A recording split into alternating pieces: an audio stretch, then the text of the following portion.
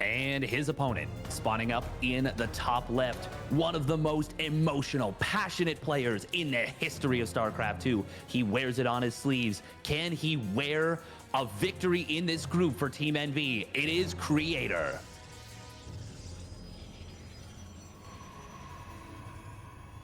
And we talk about, you know, how Neeb was playing basically a $2,300 money match. Well, the difference between getting top 8 and getting top 12, which is not what either of these players are going to be willing to settle for, but that guaranteed money is a big difference. Getting the difference between 8 and 12 is $10,000. This is now a $10,300 money match. This is a big one. You know what? It is Steadfast. I mean, who cares? Realistically, who cares? That is the consolation prize if you find yourself out in the round of 8, round of 12. Reynor, again, we talked about this. He expects to win this tournament. Any tournament he enters, especially when he feels as confident as he did, as he told me he felt, he expects to win the tournament. Anything else is, well, it's just, it is not what he's looking for.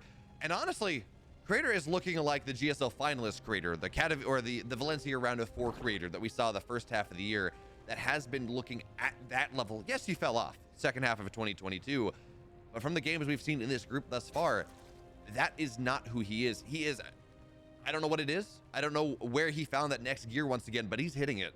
And with the state of PvZ right now, that's a much better situation for him to be in, even than when he played against Rogue in Season 1. Yeah, it definitely is. And Rogue is a drastically different player than Reynor. Rogue is such a preparation strategist. Reynor is a fireballer. He is, I mean, there's a reason he got the highest rating and speed of any player. He is so fast at normal power levels. And this is a juiced up, jacked up Reynor. This is Reynor that is, you know, he's on the Venom drug from Batman. He's looking like Bane, absolutely jacked. And I mean, if you've seen him in his interviews, he's looking pretty fit too. Like, he's been hitting the gym for sure. But he looks good. Creator, will he be able to handle that is my question. And like you said, he looks really good as well. But I'm really interested to see what Creator's strategies are going to look like. By the way, okay, we have seen a little bit of Reynor's PVs or ZVP. We haven't seen any of Creator's PVZ yet, but we did see that Reynor wanted to go for this before the high yield gas guys are. Oh, hold that thought. We do see a shade into the main base. Get a drone. Oh, we'll see in a second. He did already get one drone. He's actually going to get a second one. We'll lose both the depths, but he gets 4 lings and 2 drones. That's not great, but it's not bad. It's actually, getting the 4 lings makes that palatable. I'm actually really interested to see what's going to happen here, though, right? Because you talked about this. We've seen some of Reynor's ZVP. And on Neo Humanity, it seems like his play is to take that rich gas. Against Showtime, it was denied, right? We got adepts across the map early on, denied the drone. We're actually going to get a chance to see what Reynor wants to do in this game, we think, but the Oracle dives in the main base. A couple workers go down. That's a good start. The interesting thing, though, right? This is what was this? Oracle, Phoenix, Oracle. That is not how PvZ has been working for the last several months. It's all about that triple Oracle play. Although Steadfast, I know you cast this game as well. I'd like to bring it back to something that Hero did EPT Cup several weeks ago, where he did go that double Oracle Phoenix idea. It's something that Zerg are just not used to. And again, if you get it right, you can get so much damage done. You lift the queens, you dive in the base.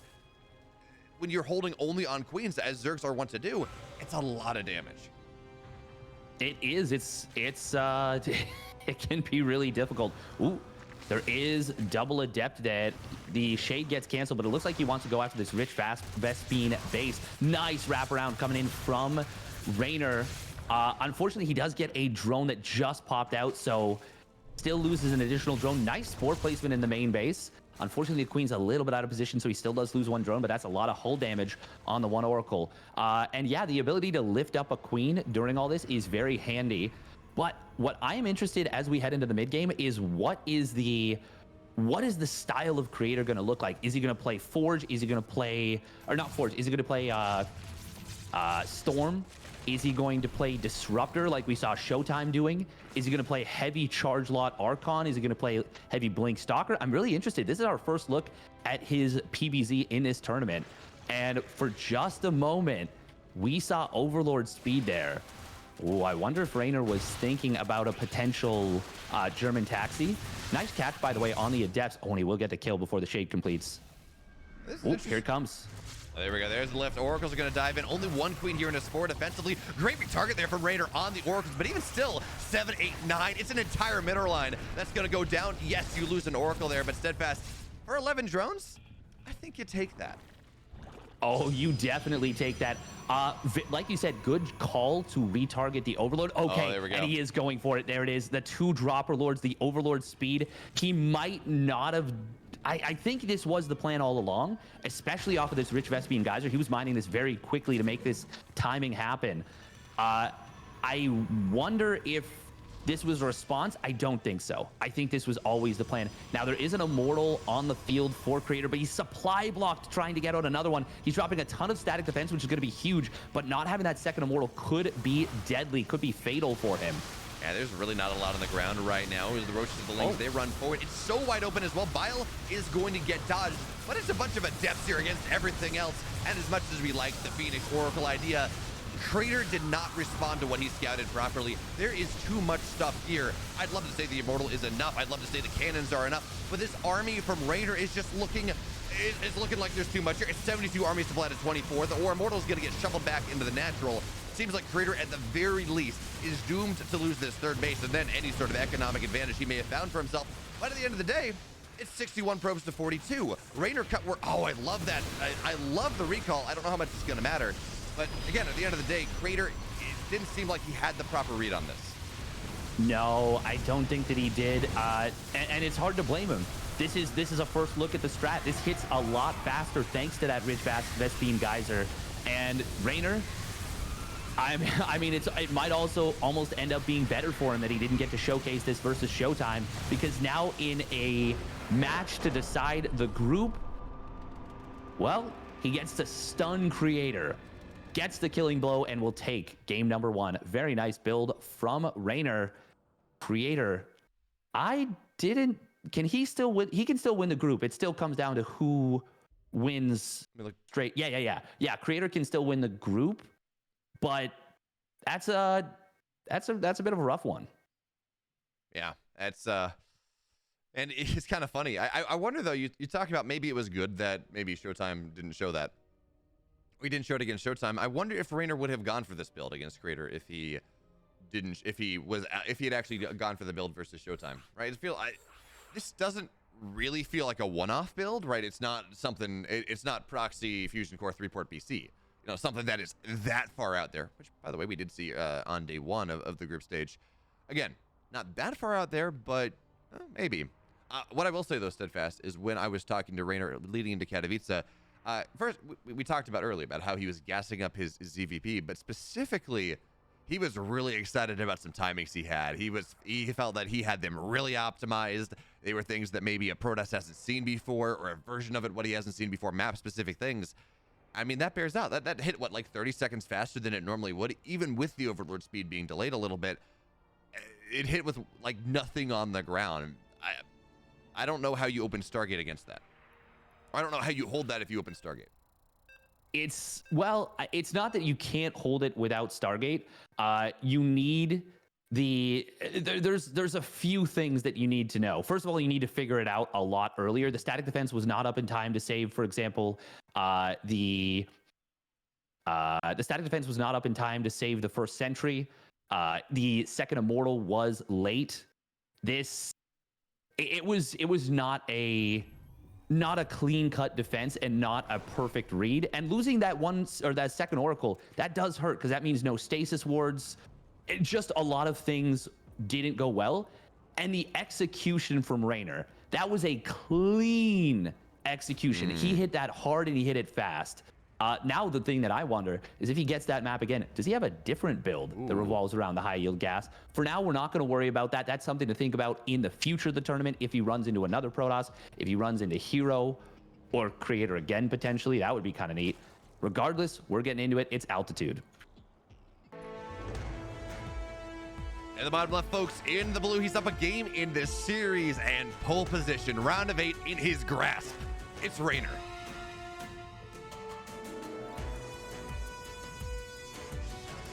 And his opponent, spawning up at the top right, he needs your energy. For Team Envy, it is Creator.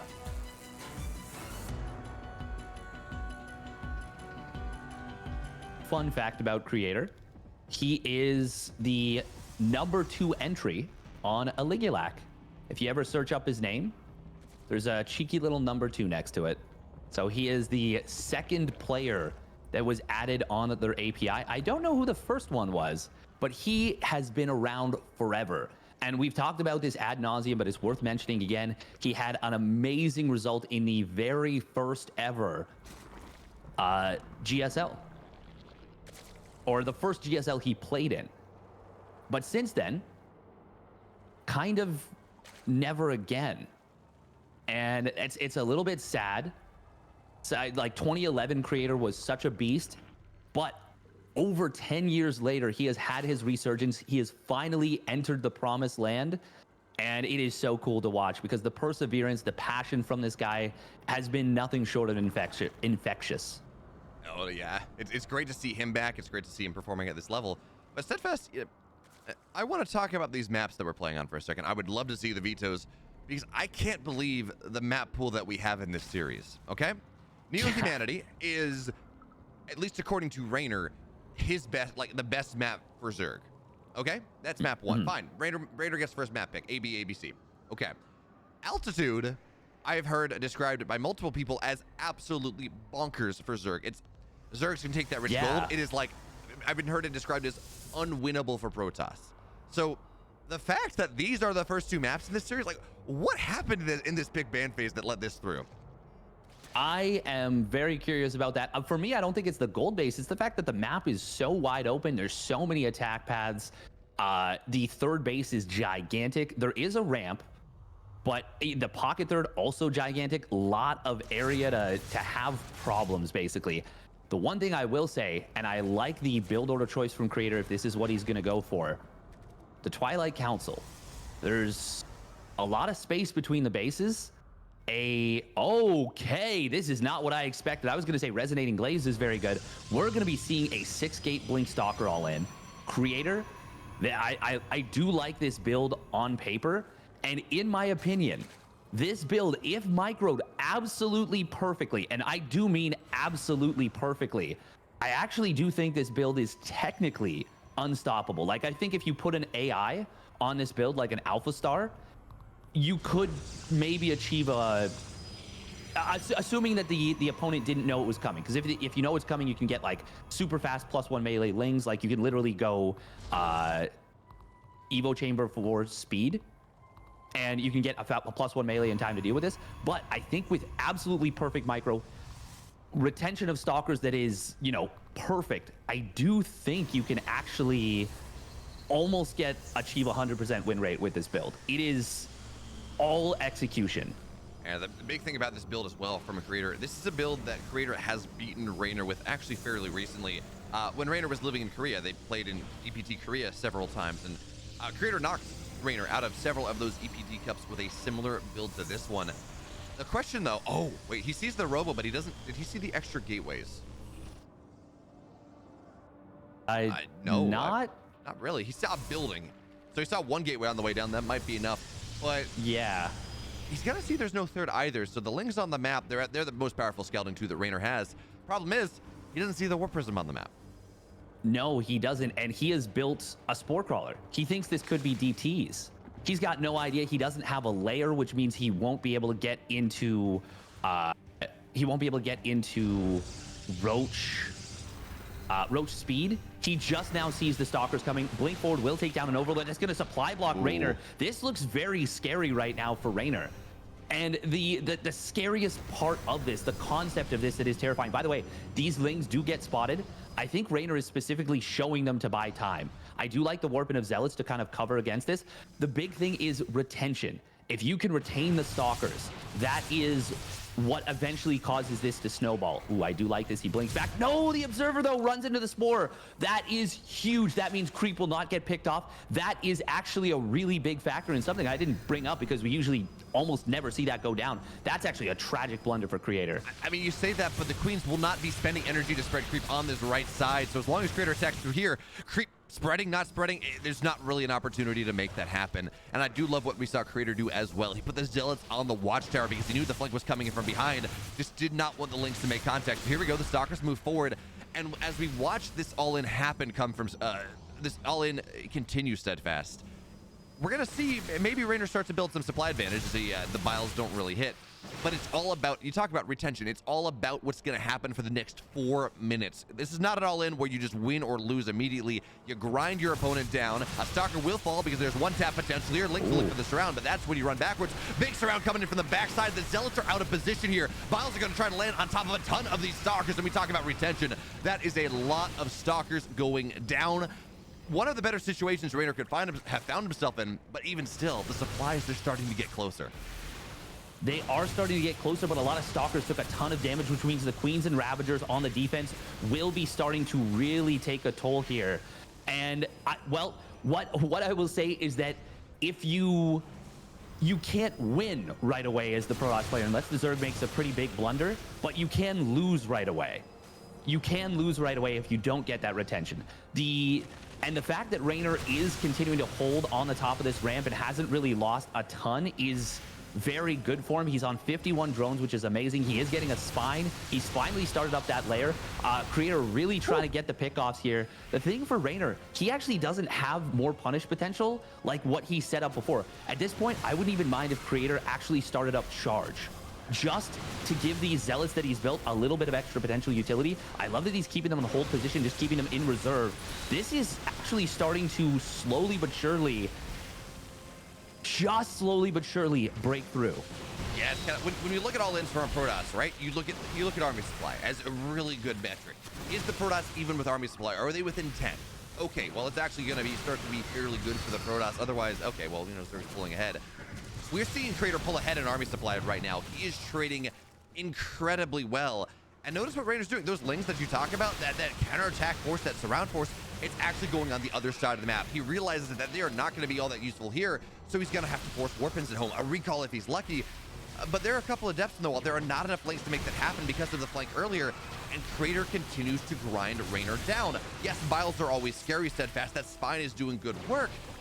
But again, as this game continues to go on, Creator has everything he needs. I like the idea of charge, but Creator, realistically, he wants these Stalkers. He does not have the gas for it. There's a couple more Ravagers. They are going to get targeted down. These Stalkers, they're all so low that they've been fighting so efficiently. The fact that none of them have died at this point, there's so very few, is insane. He has actually lost quite a few Stalkers. He actually lost 13, but he is starting to move forward and targeting down Roaches and Ravagers. Nice transfuses there from Reynor. Saves the second Ravager. Doesn't let that go down. This is still so Razor's Edge. Oh, that's a big bile that just connected on about 3 or 4 Stalkers. Creator, the micro is good, but it's not perfect, because he's still blinking back in big groups. And with this kind of thing, you need to be blinking individually in order to hit that critical mass. And I think as Roach Speed completes, Reynor, it is starting to feel more and more like he is held. Okay, yeah, the biles keep hitting just a little bit on the edges now. Reynor, oh, no, that's not what you want, Creator. We've been praying. Okay, his micro's been good. That is not great. The Zealot's getting on forward. Now, Creator, come hell or high water. He's going to end this game. Blink on top of everything, dodging the biles. Drones have to get pulled. The Queens are surviving. The spine has not been dealt with. And Creator, you thought this might have been an opportunity. Well, actually, the concave from the Stalkers is fairly nice. More Stalkers are warping in. That's 13 dead workers. But where did those roaches come from?